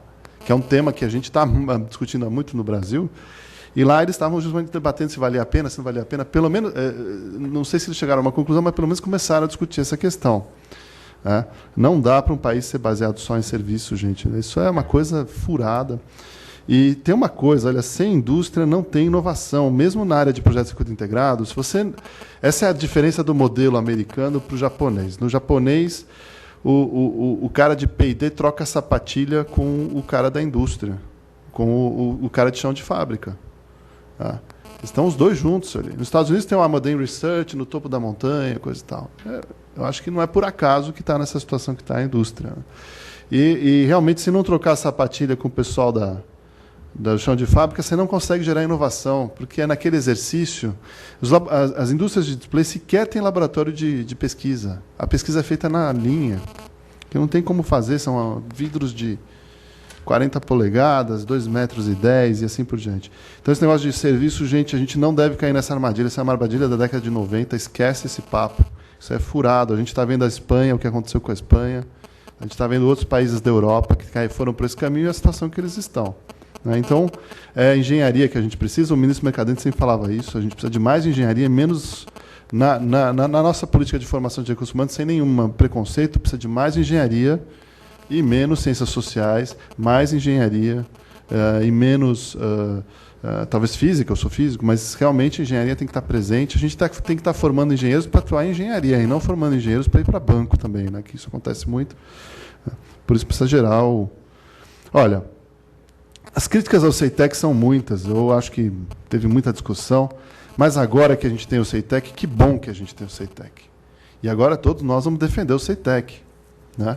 E nós vamos trabalhar para que o CEITEC dê certo. Esses desafios de gestão que o Bump falou são gigantescos, eu vivencio isso no CTI aqui o tempo todo. a nossa marco regulatório é uma coisa maluca, né? Mas agora a gente tem que defender o modelo que foi colocado lá, um modelo bom, a gente vai fazer aquilo lá funcionar. E toda a sociedade brasileira e o nosso think tank tem que colocar isso como uma prioridade. Tá? Então, o trabalho que a gente está fazendo é esse mesmo, não dá para ficar triste, a gente está, viu, Bump? Eu acho que a gente... É isso mesmo, é muitas variáveis, é muito complexo, a gente tem que continuar fazendo esse trabalho, tem que melhorar o nosso think tank em alguns aspectos. Tá? Eu sugiro isso, que a gente faça um estudo sobre como melhorar esse nosso think tank. E eu também concordo com esse negócio de que perdeu o bonde. Não tem essa, o bonde está sempre passando. Tá? Se não é naquela área que estava na década de 80, daí tem uma outra área que passa o bonde, a gente entra, daí vai para a próxima estação, desce, passa mais um bonde. Essa é a história, não adianta. Tá? Eu me lembro que a frase mais genial do Roberto Campos foi a seguinte, ele falou que a Embraer não quer dar certo. Tá certo? Então essa é a coisa mais genial que eu já ouvi do Roberto Campos, e a gente não vai cair nessa armadilha de novo. Tá certo? Então tá bom. Muito obrigado, gente. Obrigado por terem vindo ao CTI. Parabéns ao Marco Antônio por esse trabalho que ele tem feito, né, do Projeto Gaia. Eu acho que você podia encerrar, não eu. Tá bom? Bom, o Projeto Gaia, ele tem a Manhã da Inovação como uma das suas atividades mais duradouras, que, na minha maneira de ver, se insere em dois aspectos da missão do CTI que são extremamente importantes. O papel de uma unidade de pesquisa governamental, como é o caso do CTI, ele, na verdade, é múltiplo. Ele gera conhecimento, ele é um instrumento da política, mas ele tem um papel que eu considero fundamental, principalmente num país como o Brasil, que é um papel de articulação, de aproximação dos atores governamentais, da academia e do setor produtivo. E essa articulação ela se dá de várias formas, através de redes ou de outros mecanismos aí de sistemas cooperativos, como INCTs, APLs, etc. Mas ela se dá também através de fóruns como esse. Então, a Manhã da Inovação, ela se coloca tanto no papel de difusão de conhecimento, hoje nós tivemos oportunidade aqui de acessar uma série de conhecimentos muito interessantes através do professor Bump, mas também, junto com isso, tem esse papel de articulação, da construção de um pensamento convergente, que é o que falta num país como o nosso. Então, eu agradeço muito a presença de todos aqui, em especial dos participantes da mesa, e mais especialmente ainda da professora Kelly, que veio do Rio de Janeiro, veio hoje de manhã, teve que enfrentar uma série de resistências por causa das demandas que ela tinha na universidade. A professora Kelly, para quem não sabe, ela está desenvolvendo um projeto de pós-doutorado aqui conosco. Então, é uma honra, uma alegria muito grande tê-la aqui conosco. E, obviamente, o professor Bump, que também veio de Porto Alegre especialmente para isso aqui. E, claro, o Dr. Pacheco e o Dr. Vitor, que eu agradeço especialmente aí a presença. Tá? Então, uma boa tarde aí a todos.